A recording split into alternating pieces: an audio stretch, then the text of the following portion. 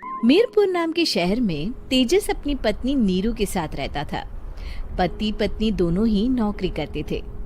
एक दिन तेजस गांव अपनी माँ के पास फोन करता है। हेलो, प्रणाम माँ। जीते रहो माँ, तुम दादी बनने वाली हो हैं?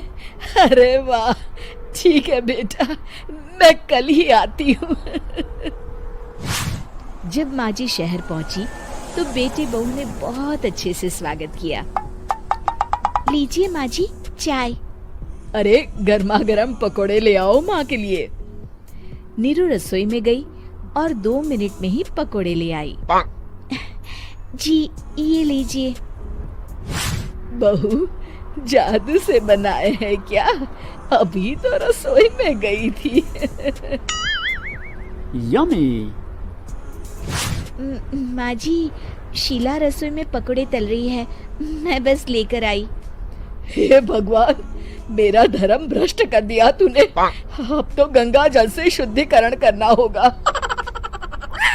दूसरे दिन, माँ जी मैंने नाश्ता बना दिया है, ऑफिस जा रही हूँ। पर अभी तो घर का सारा काम पड़ा है।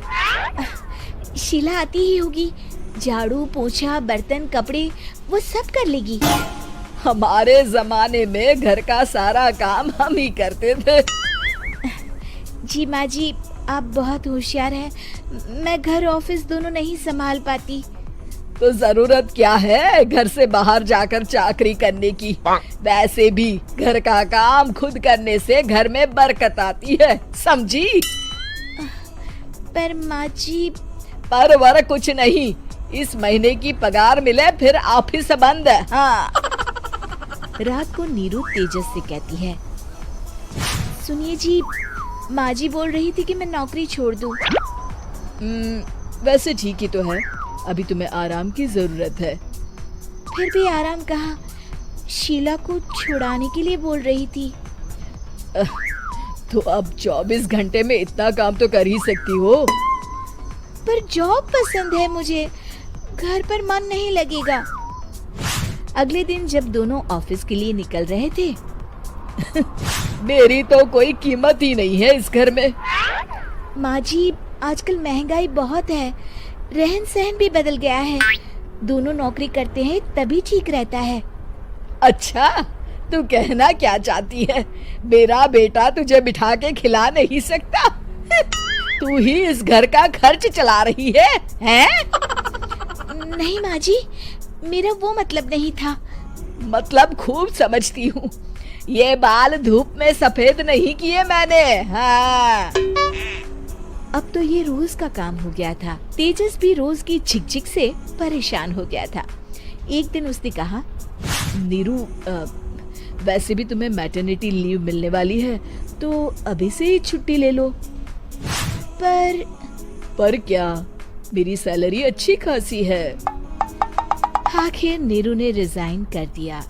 जब बच्चा हुआ तो घर में सब बहुत खुश हुए। कुछ दिनों बाद तेजस फाइल देख रहा था। क्या हुआ तेजस, कुछ परेशान लग रहे हो? अब हाँ, वो हमारी जितनी सेविंग्स थी वो तो हॉस्पिटल में और छठी के फंक्शन में खत्म हो गई है नीरू।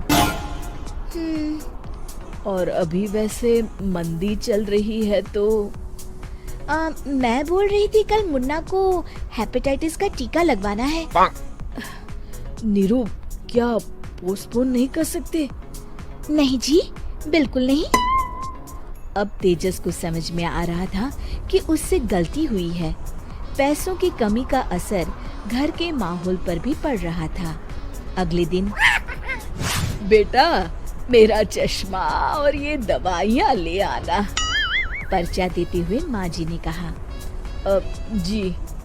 तेजस, मुन्ना के लिए दूध का डिब्बा और डायपर भी ले आना, और ये किराने के सामान की लिस्ट है, इसे भी लाना है।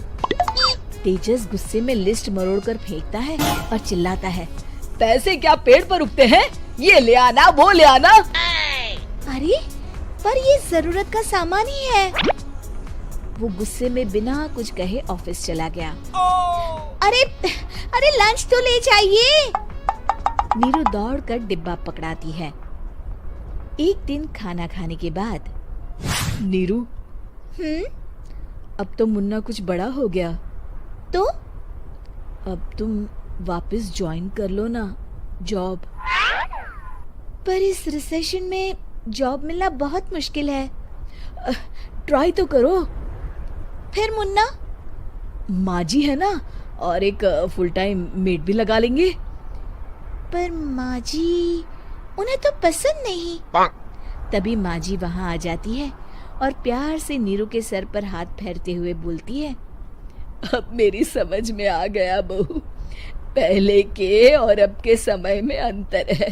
तुम काम शुरू करो, मुन्ना की जिम्मेदारी मेरी। मेरी प्यारी माँ जी।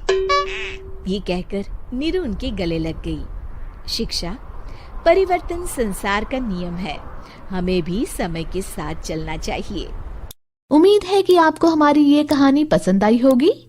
कृपया हमारे चैनल को सब्सक्राइब करें और सभी अपडेट्स के लिए बेल आइकन जरूर क्लिक करें। और हाँ, वीडियो लाइक और शेयर करना मत भूलिएगा। Bye bye.